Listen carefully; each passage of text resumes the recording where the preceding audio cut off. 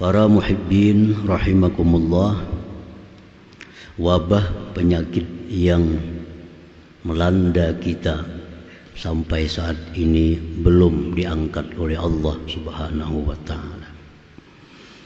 Dan itu dibuktikan dengan bertambahnya orang yang tertular virus corona setiap harinya. Dalam hal ini agama kita sudah memberikan petunjuk, memberikan kita arahan dalam menghadapi wabah penyakit seperti ini. Nah, petunjuk agama dalam menghadapi wabah penyakit seperti virus corona atau wabah lainnya, ada dua hal yang mesti dilakukan oleh kita.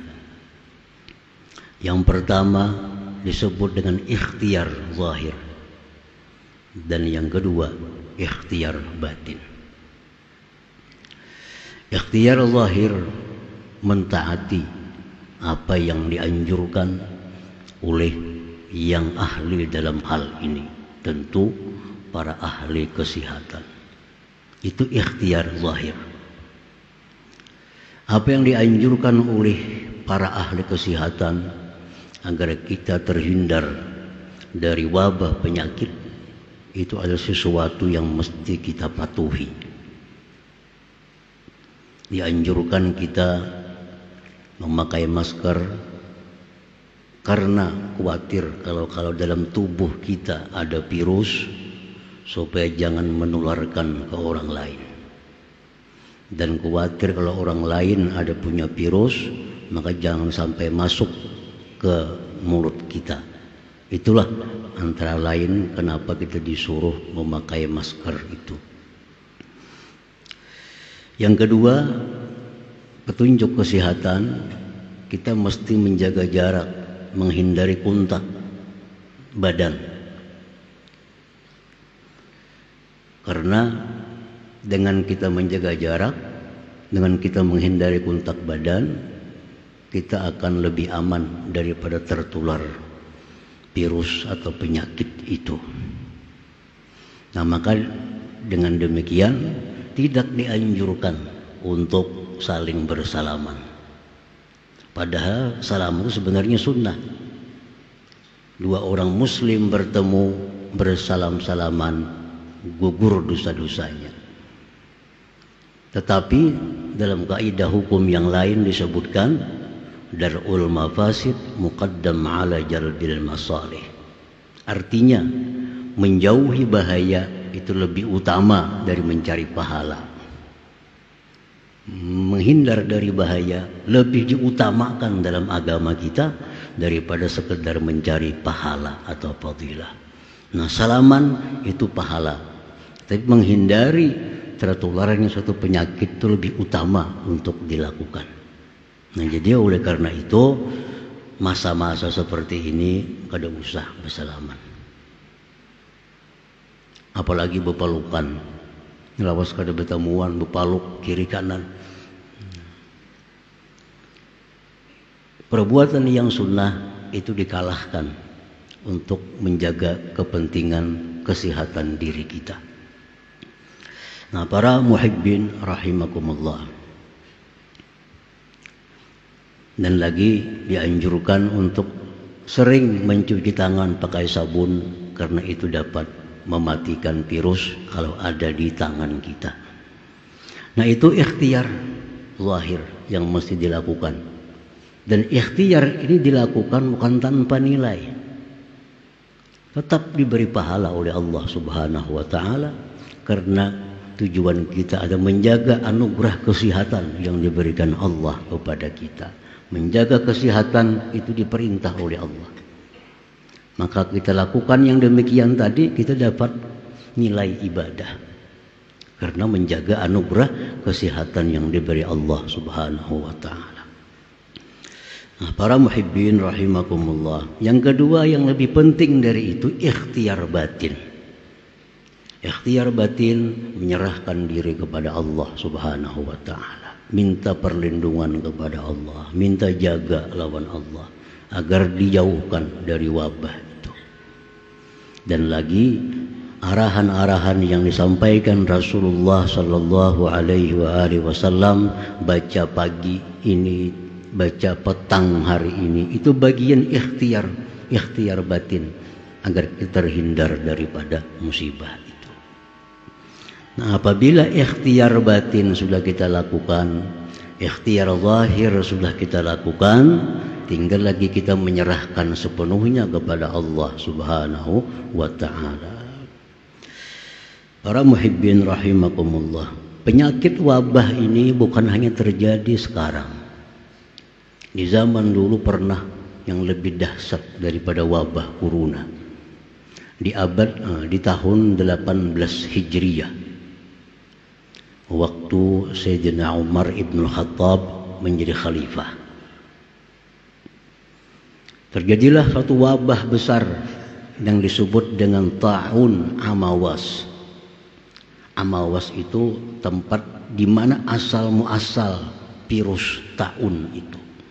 Amawas tempat kota yang ada di dekat Baitul Maqdis. Di situ asal muncul ta'un, virus ta'un kulira, menyebar ke seluruh negeri Sam. Negeri Sam itu dulu Suriah, Israel, Palestina, Yordania, Lebanon, itu Sam dulu. Jadi Sam itu luas, ibu kotanya Palestina pada waktu itu. Nah, wabah ta'un ini menimpa kaum muslimin.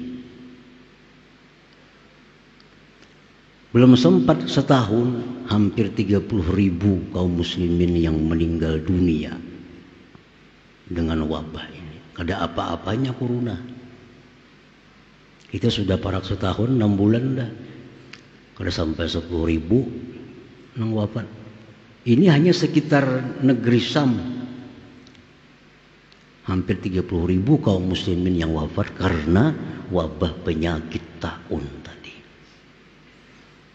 Dan kada tanggung-tanggung yang kena penyakit itu antara lain gubernur Sam yang bernama Abu Ubaidah ibnul Jarrah. Beliau kena dan wafat. Abu Ubaidah ibnul Jarrah ini termasuk 10 sahabat yang dijamin Rasulullah sallallahu alaihi wasallam masuk surga. Wafat karena tertular virus ta'un. Sahabat besar lainnya Muaz bin Jabal, termasuk orang yang dijamin surga juga karena beliau ikut perang Badar, perang Uhud, kena ta'un. Anak beliau Abdurrahman bin Muaz kena ta'un juga. Sepupu Nabi Fadl ibnul Abbas kena juga. Banyak sahabat-sahabat yang wafat karena ta'un itu. Nah, ini menunjukkan bahwa yang namanya virus itu, penyakit itu kada pilih orang. Bila orang banyak wirid selamat kada tentu. Bila orang takwa kepada Tuhan, kada bakal kena virus, kada tentu. Macam Abu Ubaidah itu kurang takwa, apalagi ahli surga. Ahli surga. Muaz bin Jabal ahli surga. Kurang takwa apa? Kurang amalan apa? Nah, jadi yang namanya ini penyakit virus kada tahu pejabat banyak, bupati ada, mungkin wali kota ada sudah nang matian karena virus. Ulama-ulama ada. Nah, kita disuruh oleh agama kita untuk ikhtiar. Perkara kana-kana itu urusan Allah. Serahkan kepada kita. Sudah melaksanakan tugas agama, ikhtiar zahir sudah, ikhtiar batin sudah, selanjutnya urusan Allah. Nah, orang-orang yang meninggal dunia karena virus, orang-orang yang beriman tentunya, itu syahid akhirah. Syahid akhir, bukan aib. Jadi orang kena virus wafat itu bukan aib, tapi justru dia syahid akhirat. Jangan dianggap jijik. Orang meninggal dunia karena virus, karena wabah, itu adalah syahid akhirat. Beruntung dia. Yang namanya wabah ini, ujar Nabi kita, rahmat bagi orang yang beriman, azab bagi orang-orang yang kafir. Nah, para muhibbin rahimakumullah, di zaman itu tidak ada pengobatan seperti sekarang, tidak ada vaksin mencegah virus, tetapi diangkat oleh Allah Subhanahu wa taala dengan satu cara ikhtiar manusia dari sahabat Nabi yang bernama Amr bin As. Amr bin As, sahabat Nabi, memberikan saran kepada khalifah agar melarang orang berkumpul. Dilaranglah manusia berkumpul, artinya mesti menjaga jarak. Karena hanya itu cara yang paling efektif untuk memutus virus itu.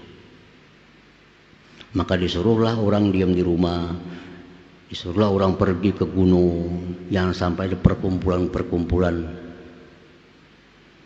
Akhirnya diangkat oleh Allah Subhanahu wa taala wabah taun itu. Ada mengatakan 9 bulan lamanya, dan tadi korbannya hampir 30.000 kaum muslimin dan muslimat.